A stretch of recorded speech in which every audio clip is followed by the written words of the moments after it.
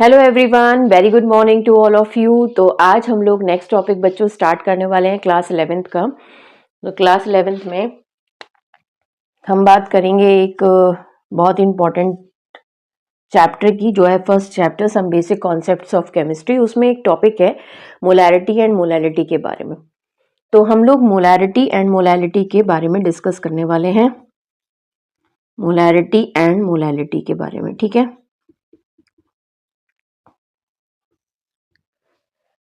ये बहुत ही अच्छा टॉपिक है। इसको अगर आप ध्यान से समझेंगे तो उसके न्यूमेरिकल्स बहुत अच्छे से आते हैं, बताए जाते हैं। न्यूमेरिकल सेक्शन जो है वो काफ़ी अच्छा है इसका, ठीक है। फर्स्ट चैप्टर में न्यूमेरिकल ही न्यूमेरिकल्स हैं, थोड़ी ही थ्योरी है, बाकी सब न्यूमेरिकल्स ही आपको मिलने वाले हैं। तो मोलैरिटी और मोलैलिटी में सबसे पहले मोलैरिटी की बातें बात करते हैं बच्चों। क्या है मोलैरिटी? तो मोलैरिटी को हम डिनोट करते हैं कैपिटल एम से, और इसको एक और नाम से जाना जाता है जिसका नाम है मोलर कंसंट्रेशन, ठीक है। मोलर कंसंट्रेशन इसे हम कहते हैं। और इसका फॉर्मूला क्या होता है बच्चों? इसका फॉर्मूला होता है number of moles of solute divided by volume of solution in millilitre, यहाँ पे लिखेंगे आप, और यहाँ 1000 से मल्टीप्लाइड करवा देंगे, दिखाई दे रहा होगा आई थिंक सो। तो ये चीज़ है आपके फॉर्मूले से रिलेटेड। मोलैरिटी को हम मोलर कंसंट्रेशन कहते हैं, कैपिटल एम से डिनोट होती है। Formula moles of the solute और volume of the solution divide में इनटू 1000। अब देखिए यहाँ पे दो टर्म्स हैं, सॉल्यूट और सॉल्यूशन। मैं यहाँ पे आपको सॉल्यूशन इक्वल टू एक लिख के चीज़ दिखा रही हूँ। ये है आपका सॉल्यूट, दूसरा है आपका सॉल्वेंट, ठीक है। देखिए जो सॉल्यूशन बनता है वो सॉल्यूट और सॉल्वेंट से मिलके बनता है। तो सॉल्यूट और सॉल्वेंट जितना अमाउंट प्रेजेंट होगा वो वहाँ पर सॉल्यूशन को फॉर्मेशन करेगा। या आप इसको एक बहुत ही सिंपल लैंग्वेज में बोल सकते हैं, जो हमने 9th स्टैंडर्ड में पढ़ा था। हमने पढ़ा था the substance which is dissolved is considered as a solute, in which it is dissolved it is considered as a solvent. जो चीज़ डिजॉल्व करवाई जाती है वो सॉल्यूट होता है, और जिसमें करवाई जाती है वो हमारा सॉल्वेंट होता है। दूसरी बात, 9th क्लास में एक टर्म था जिसको हम बोलते थे डिस्पर्जन, डिस्पर्स्ड फेज। यहाँ पे हम लिखते हैं डिस्पर्स्ड फेज, इसे हम डिस्पर्स्ड फेज कहते थे। और ये हमारा टर्म जो होता था बच्चों वो होता था डिस्पर्जन मीडियम, ठीक है। दोनों ही चीज़ें अलग अलग हैं, बस आपको उसके टर्म्स ध्यान रखने हैं कि ये टर्म्स क्या है। ये 9th क्लास से रिलेटेड है, मैंने आपको ये 11th में बता दिया जिससे आपको कोई कंफ्यूजन ना हो, क्योंकि क्वेश्चन में कभी भी कोई लैंग्वेज बैरियर नहीं होता है। क्वेश्चन में हमेशा अपने तरीके से एग्जामिनर या टीचर्स जो हैं वो अपने तरीके से लैंग्वेज को सेट करते हैं। उनका मन किया कि डिस्पर्स्ड फेज लिखने का तो वो डिस्पर्स्ड फेज भी लिख सकते हैं, कोई प्रॉब्लम नहीं है। अगर डिस्पर्जन मीडियम वो लिखने का मन करा तो वो डिस्पर्जन मीडियम, लेकिन आपको पता होना चाहिए कि what is the meaning of that one. Same meaning, कोई प्रॉब्लम नहीं, दोनों सेम ही बातें हैं। तो everything is clear now, I think so, not so clear but something is clear, I hope so. तो यहाँ जो है सॉल्यूशन जो है वो सॉल्यूट और सॉल्वेंट के मिक्सिंग से हो रहा है, और हम डिस्पर्स्ड फेज और डिस्पर्जन मीडियम उसको नाम दे रहे हैं। अब बात करते हैं वॉल्यूम की। देखिए वॉल्यूम ऑफ द सॉल्यूशन है, सॉल्यूशन क्या हो गया ये आपका, और सॉल्यूट क्या हो गया ये चीज़ आपका। अच्छा दूसरी बात, देखिए हम जब भी कोई चैप्टर पढ़ेंगे, चाहे वो 11th क्लास का हो बच्चों, चाहे वो 12th क्लास का हो, आपको जो भी सॉल्यूशंस दिए जाएंगे वो आपके बाइनरी होंगे। बाइनरी मतलब two formation with the help of two substances, दो सब्सटेंस को मिला के आप उसको फॉर्म करेंगे। यहाँ पे टर्शरी की बात कोई नहीं होगी। तो अगर दो सॉल्यूशन, दो सब्सटेंस हम ले रहे हैं ए और बी, तो आप याद रखिए आपको सॉल्यूट हमेशा बी मानना है, सॉल्वेंट आपको ए मानना है, बस इतनी सी बात है, कोई प्रॉब्लम नहीं होगी आई थिंक सो। तो सॉल्यूशन क्या हो गया, सॉल्यूट और सॉल्वेंट। सॉल्यूट को हम बी कंसीडर कर रहे हैं, सॉल्वेंट को हम ए कंसीडर कर रहे हैं। अच्छा अब चीज क्या है, बात किसकी करते हैं, मोल्स की बात करते हैं। भाई मोल्स कैसे निकालेंगे? तो मोल्स हम डिनोट करते हैं with the help of small n, and the formula is given mass. जो भी क्वेश्चन में आपका गिवन मास होगा वो, देखिए सारे न्यूमेरिकल ओरिएंटेड क्वेश्चंस ही होते हैं, इससे रिलेटेड कोई थ्योरी नहीं है। बहुत ही स्मॉल एक पोर्शन आ जाता है थ्योरी का, but all related to the numerical section, ठीक है। तो given mass upon molar mass. अब 11th में हमने ये नहीं पढ़ना कि how to calculate the molar mass, क्योंकि ये हम ऑलरेडी 9th में पढ़ चुके थे। कैसे पढ़ चुके थे मैं आपको फिर से एक बार रिवाइज करवा देती हूँ। मोलर मास हमेशा मॉलिक्यूल का निकाला जाएगा, तो मॉलिक्यूल का मोलर मास निकाला जाता है, ठीक है। कोई भी मॉलिक्यूल हुआ, कोई भी कंपाउंड हुआ, हम उसको कंपाउंड, क्योंकि मॉलिक्यूल कंपाउंड इसके बारे में बात कर रहा है, तो हमने एक कंपाउंड के बारे में बात करी जिसे हमने मॉलिक्यूल कह दिया। अब मॉलिक्यूल का मॉलिक्यूलर मास हेल्प किससे कैलकुलेट कराओगे? एटॉमिक मास से, क्योंकि एटम से मिलके ही तो मॉलिक्यूल बनता है। तो मॉलिक्यूल जब बनता है तो उसमें कंपाउंड की फॉर्मेशन हो जाती है, और उसी कंपाउंड का हम क्या निकालते हैं? Molar mass with the help of the atomic mass, ठीक है। जैसे एक आसान सा एग्जांपल ले लेती हूँ मैं। Carbon dioxide, this is a molecule considered as a compound. अब हमने बोला कार्बन का एटॉमिक मास क्या होता है भाई बच्चों? 12 प्लस इसका 16 होता है, जो सफिक्स होता है उससे मल्टीप्लाइड करा देते हैं, तो 12 प्लस 16 2 32, ये आपका 44 आ गया, ठीक। ये हमने पढ़ा था अपने 9th क्लास में, बहुत ही बढ़िया क्लास, मज़ेदार क्लास। नया नया टॉपिक आते हैं, केमिस्ट्री के नए नए टॉपिक आते हैं, फिजिक्स के नए नए टॉपिक आते हैं, बायो के, क्योंकि तब तक तो 8th क्लास तक साइंस ही बुक होती है, फिर हम उसको थोड़ा सा क्या करते हैं, डिवाइड करवाते हैं, डिवाइड एंड रूल वाला कॉन्सेप्ट चला देते हैं, तो ये चीज़ होती है, ठीक है। तो यहाँ पे गिवन मास क्वेश्चन में गिवन होगा, मोलर मास आप मॉलिक्यूल का निकालेंगे एटॉमिक मास की हेल्प से, ये आपने बता दिया। अब देखिए अब मैं इस फॉर्मूले को अपने तरीके से एक वे में लिखना चाहती हूँ, शॉर्ट में कैसे लिखेंगे, बार बार तो ऐसा पॉसिबल नहीं है, for the sake of convenience I am writing in that manner only. तो कैसे लिखेंगे? मोल्स ऑफ द सॉल्यूट, ये हमने बी मेंशन कर दिया। What is B? B is the solute, ये लिखा है ना, मोल्स, मोल्स का क्या होता है सिंबल? एन, लिख दिया। बी किसके निकाल रहे हैं? सॉल्यूट के, तो सॉल्यूट लिख दिया, इनटू 1000। सिंपल वे है ये लिखने का। वॉल्यूम सॉल्यूशन का है तो कैपिटल वी लिख दो, बस बात खत्म। ये शॉर्ट वे हो गया। This is the shortest way how to write the molecular, how to write the formula of the molarity. Not, there is no need to write again and again the spelling the sentences because it's take too much time. So you just write in that manner only, symbolic form, NB into 1000 divided by the volume. This is the easiest way, है ना। और short में लिखना थोड़ा सा easy होता है। 11th class के 12th क्लास के बच्चों के पास इतना टाइम नहीं होता कि वो पूरा राइटिंग बहुत सुधार के लिखें। राइटिंग अच्छी नहीं, समझने वाली होनी चाहिए, बस ये लिखे सामने वाले को समझ में आए कि हमने लिखा क्या है, बिल्कुल तरीके से, बढ़िया से। ओके डन, ठीक है। तो ये बात मैंने मोलैरिटी की कर दी। अब मैं बात करूँगी किस पे? मोलैरिटी पे।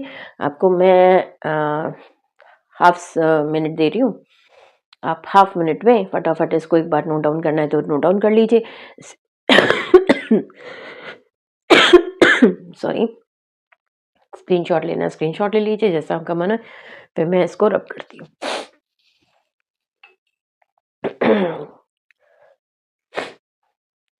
ठंड भी अच्छी हो रही है बच्चों, और पढ़ाई का भी टाइमिंग है।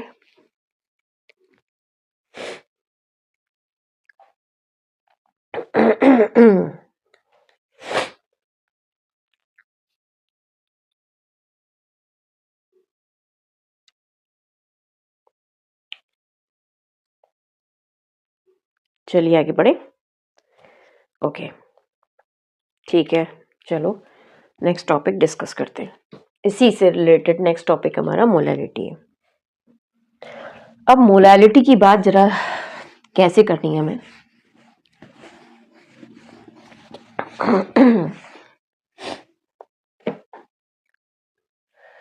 यहाँ पे भी मैं इसको ऐसे लिख देती हूँ, थोड़ा सा अलग अलग करके। मोलैरिटी स्मॉल एम से डिनोट करते हैं, यहाँ सिंबल बना दिया स्मॉल एम मैंने, और ये हमारा कहलाता है मोलल कंसंट्रेशन। क्वेश्चन में किसी भी वे में दे रखा होता है, कोई हार्ड एंड फास्ट रूल नहीं हमें यही देना है, हमें यही देना, नो। जैसा क्वेश्चन में एग्जामिनर का या टीचर्स का आपका मन करेगा वो वैसे ही आपको रिप्रेजेंट करके देंगे। तो number of moles of solute, numerator same रहते हैं, number of moles of solute कोई चेंजेस नहीं है, divided by weight of the solvent आता है। अब देखिए सॉल्वेंट आ गया और ये होता है इन ग्राम, ये हमने ग्राम में मेंशन कर दिया। 1000 से हमने इसका मल्टीप्लाई करा दिया। अब बात करते हैं कि हमने पढ़ा था सॉरी यहाँ पे पढ़ा था सॉल्यूशन इक्वल टू हमारा होता है सॉल्यूट और प्लस सॉल्वेंट होता है। अब क्वेश्चन में सॉल्वेंट का वेट अगर डायरेक्टली गिवन नहीं है तो क्या हम कैलकुलेट करके नहीं निकाल सकते? बिल्कुल निकाल सकते हैं। अगर सॉल्यूशन का हमें वेट पता हो, सॉल्यूट का हमें वेट पता हो और सॉल्वेंट को हम कैलकुलेट कर लेंगे, कोई प्रॉब्लम नहीं। जैसे मैं एक एग्जांपल ले लूँ, आपका सॉल्यूशन में 400 दिया हुआ है, 400 ग्राम दे रखा है, सॉल्यूट का आपका 200 ग्राम दे रखा हुआ है, सॉल्वेंट आपका है सामने हमारे, प्लस में कर दो उसको। तो क्या आप इस सॉल्वेंट का वेट नहीं निकाल सकते? 200 आ गया, 200 सॉल्वेंट हो गया। तो कहने का मतलब ये नहीं है कि घबराएं उसमें, आप क्वेश्चन को देखिए, पढ़िए, क्योंकि जितनी जल्दी इस क्वेश्चन को आप समझेंगे उतना आसानी से आप कैलकुलेट कर लेंगे, कोई प्रॉब्लम नहीं आती। क्योंकि आधा क्वेश्चन अगर आपको समझ में आ गया तो आधी कैलकुलेशन ही रह जाती है, फिर तो कोई प्रॉब्लम ही नहीं है, ईजी हो जाता है। तो ये वे है इसको कैलकुलेट करने का, ठीक है, ये हमने यहाँ पे मेंशन कर दिया। अब इसको शॉर्ट में लिखने का क्या क्या तरीका है? इसको शॉर्ट में हम इस वे में लिख सकते हैं। इसको मैं रब कर देना चाहती हूँ तो मैं रब कर देती हूँ, अगर मैं चाहती हूँ तो ये मैंने रब कर दिया, ठीक है। तो अब इसको कैसे लिखेंगे शॉर्ट में? मोलैलिटी स्मॉल m ये लिख दिया, number of moles of solute divided by weight of the solvent. A से रिप्रेजेंट करा क्योंकि यहाँ पे सॉल्वेंट की बात चल रही है, and I told you earlier कि solvent is represent by the symbol A and B is for the solute, ठीक है। तो ये लिख दिया मैंने। अब मैंने बोला बच्चों कि हम ये क्वेश्चन अराइज करते हैं कि which one is a better quantity, which one is a better unit to express the concentration. अगर हम लैब में जाएं तो हमारे लैब में हमारे टीचर्स कहते हैं मोलैलिटी कैलकुलेट करो, मोलैलिटी कैलकुलेट करो। तो ये हमारे लिए एक बहुत ही बढ़िया एक्सप्लेनेशन है कि हम मोलैरिटी और मोलैलिटी में किसको बेटर मानते हैं, किसको हम कंसीडर बेस्ट समझते हैं। तो मेरे हिसाब से और आपके हिसाब से कुछ चीज़ें अलग हो सकती हैं। अभी आप नहीं जानते इसलिए आप कुछ और बोलोगे, मैं जानती हूँ तो मैं आपको वो बताती हूँ जो कि कैलकुलेट होता है, किसी हेल्प से होता है। बेटर यूनिट हमारी है मोलैलिटी। वाई? अब ये क्वेश्चन आता है why, because every science related questions consider why. तो वाई हमने क्यों कहा, क्या रीज़न है इसका, पहले हम ये समझेंगे, तभी तो आप मानेंगे कि मोलैलिटी बेटर है। ऐसे कैसे किसी ने कह दिया कि ये चीज़ है तो आपने मान ली, ऐसा मानना भी नहीं चाहिए जब तक उसका कोई प्रूफ ना हो। तो मोलैलिटी की बात करते हैं। देखिए क्या है, अब मैंने बोला आपके लैब में आपकी टीचर ने अलग अलग बैच के बच्चों को अलग अलग टाइम पे अलग अलग एक्सपेरिमेंट्स करने के लिए बोला। आपको कंसंट्रेशन उन्होंने सेम दी, कंसंट्रेशन में कोई भी चेंजेस नहीं आए। मतलब जो बीकर में अमाउंट 1 मोलैरिटी अगर 1 लीटर का सॉल्यूशन दिया है तो सेकंड बैच को भी वही दिया है, थर्ड बैच को भी वही दिया है, फोर्थ बैच को भी वही दिया है, कोई प्रॉब्लम नहीं। डिसोल्यूशन भी उतना ही कराया है सॉल्यूट का, तो मोलैरिटी फिर डिफरेंस कैसे आ सकती है? डिफरेंस नहीं आना चाहिए। अभी हम कह रहे हैं, अब हमने बोला कि 8 AM पे ये एक्सपेरिमेंट हुआ, सपोज कर लीजिए 9 AM पे ये हुआ, सपोज कर लीजिए 10 AM पे ये हुआ, और सपोज कर लीजिए 12 PM पे ये हुआ। अलग अलग अलग टाइमिंग्स पे हुआ। अभी समर्स का टाइम है, समर्स और विंटर्स में भी काफ़ी इफेक्ट पड़ता है इन बातों का एक्सपेरिमेंट्स पे। तो 8 AM पे टेम्परेचर लगभग 25 डिग्री सेल्सियस था बच्चों। अब 9 AM पे लगभग वो 30 डिग्री सेल्सियस का हो गया, फिर वो 35 हो गया, सपोज कर लो, मैंने थोड़ा बढ़ा दिया। अब यहाँ पे 37 डिग्री सेल्सियस का टेम्परेचर हो गया, तो टेम्परेचर बढ़ने लगा। अब बात ये है कि अभी अभी मैंने एक फॉर्मूला मेंशन करा था, मैं मोलैरिटी की बात कर रही हूँ, number of moles of solute divided by volume, और इधर मैंने लिख दिया molality number of moles of solute divided by the weight of the solvent, ठीक है। 1000 तो हमें मेंशन करना ही है, there is no problem at all, ये लिख दिया मैंने। कोई प्रॉब्लम है इसमें तो बताओ। आई थिंक सो नहीं होगी। अब मैंने ये बात जब अब लिखी तो अब आप मुझे ये बताइए कि किसी बैच के बच्चों के जब ये टेम्परेचर्स हमने आ रहे हैं सामने, तो ये है समर्स का टाइम, तो आपकी मैम ने तो सबको एक ही जैसा सॉल्यूशन दिया था, एक ही तरीके का सबको वॉल्यूम दिया था, लेकिन वॉल्यूम में चेंजेस आ गए। जैसे टेम्परेचर बढ़ा, कुछ आए, तो कुछ तो यहाँ पे ऐसे नहीं दिखा सकते, तो मैंने थोड़ा सा नीचे की साइड में इसको शो कर दिया है, जिससे कि वैसे बहुत ही माइन्यूट चेंजेस होंगे ये। और यहाँ पर ये भी कुछ ऐसे चेंजेस आए, मतलब ये जो दूसरी लाइन आप देख रहे हैं इसका मतलब ये है कि ये पहले ये था, उसके बाद धीरे धीरे धीरे धीरे नीचे वो डाउन होता गया, क्योंकि टेम्परेचर बढ़ेगा तो वॉल्यूम कम होगा, ठीक है, यहाँ पे इवेपोरेशन वाला प्रोसेस हुआ। अब सपोज कर लो मोलैरिटी, इसकी मोलैरिटी बोल रही हूँ, सबकी मोलैरिटी कैलकुलेट करने को बोला है। इसकी मोलैरिटी लगभग आई 3.18, सपोज कर लो। इसकी मोलैरिटी आई लगभग 3.25, इसकी मोलैरिटी लगभग आई 3.58, इसकी मोलैरिटी लगभग आई 3.86। सब में वेरिएशन आए, कुछ ना कुछ वेरिएशंस आए। तो अलग अलग टेम्परेचर्स पे, अलग अलग टाइमिंग्स पे ये चीज़ें आई। क्यों आई? इसलिए आई क्योंकि वॉल्यूम बदल गया। जैसे जैसे वॉल्यूम बदला, क्यों वॉल्यूम बदला? क्योंकि टेम्परेचर इंक्रीज हुआ और उससे वेरिएशन आ गया। तो आप इन सब बातों को छोड़ दीजिए, ये हटा दीजिए, ये वाली चीज़ें, ये तो फिक्स्ड है।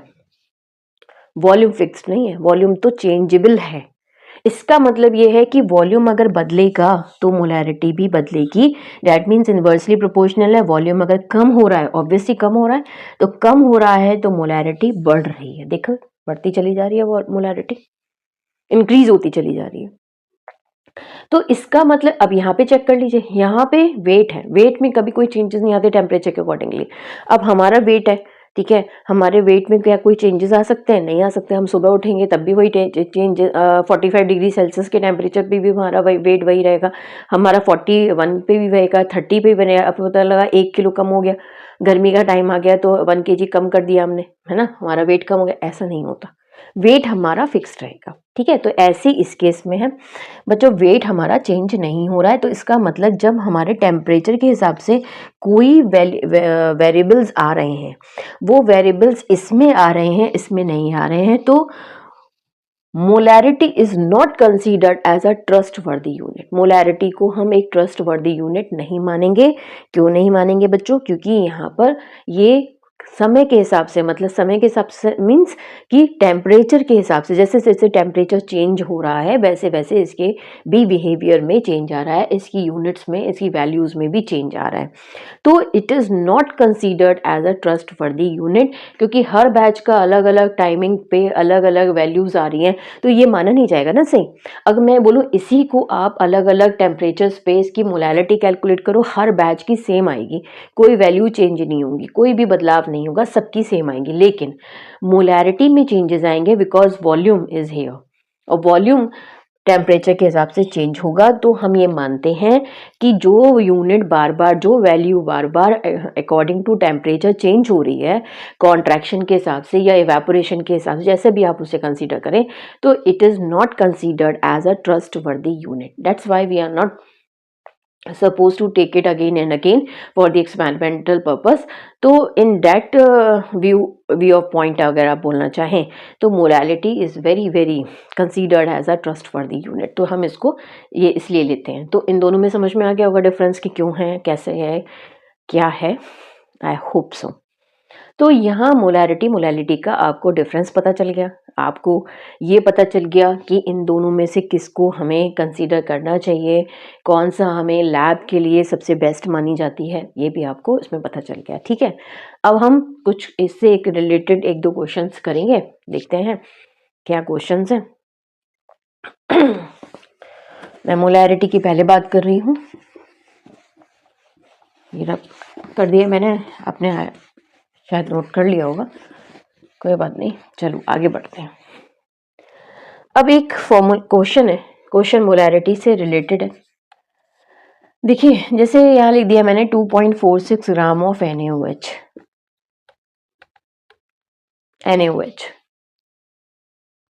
ठीक है, dissolved in 100 centimetre cube of the solution. Centimetre cube में भी ले सकते हैं ना, पता है ना वॉल्यूम की यूनिट है। कैलकुलेट दी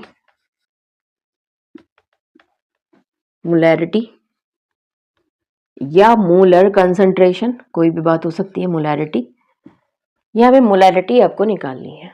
क्वेश्चन क्या है, NaOH 2.46 है, डिजोल्व करवाया है 100 centimetre cube of the solution में, आपको मोलैरिटी इसमें कैलकुलेट करनी है। आप बताइए कैसे कैलकुलेट करेंगे। तो फॉर्मूला हम लोग मेंशन कर देते हैं, capital M number of moles of the solute divided by volume of the solution, in centimetre cube है तो 1000 पुट कर दीजिए। अब सबसे पहले मोल्स निकालेंगे। Moles of the solute. Solute क्या है, यहाँ पे क्या डिसॉल्व करवाया जा रहा है, 2.46 NaOH। तो फॉर्मूला क्या होता है, given mass upon molecular mass. ठीक है, यही तो होता है बच्चों, मॉलिक्यूलर मास। ये मैंने मेंशन कर दिया। अब गिवन मास आपका कितना है, 2.46 है, और मॉलिक्यूलर मास NaOH का आप निकालेंगे। कैसे निकालेंगे, NaOH लिखेंगे, एटॉमिक मास पता होने चाहिए, 23 + 16 + 1 कितना हो गया, 40। यहाँ 40 आ गया। ठीक, चलो यहाँ आप से ही कैलकुलेट कर लो। इसको हटाओ, 00 बढ़ाओ, ये हटा दिया। ये मैंने 10 की, इसको भी अगर आप लिखना चाहो तो पॉइंट आगे लगा सकते हो, कोई प्रॉब्लम नहीं है। तो ये पॉइंट मैंने आगे लगा दिया, 246 ये मैंने यहाँ पे लिख दिया, डिवाइडेड बाई 4 कर दिया। क्या आ जाएगा, ये आ जाएगा, इसे रब कर दो, ये आ जाएगा यहाँ पे 0.615 इसका आंसर आ रहा है, 0.6155 यहाँ लिख दो, 5.615 इसके मोल्स आ रहे हैं। ये मोल्स ऑफ दी सॉल्यूट हो गए जो यहाँ पुट हो जाएंगे। तो क्या लिख जाएगा, 0.615 डिवाइडेड बाई, ये 1000 से मल्टीप्लाइड करा है, 100 डिवाइड कराना है, ये कैंसिल कर दिया, 10। ठीक है, 3 जीरोज है, 2 जीरोज है, ये आ गए 0.615। तो ये वैल्यूज आ गई 0.020 पॉइंट, अच्छा, एक मिनट यहाँ गड़बड़ हुई है।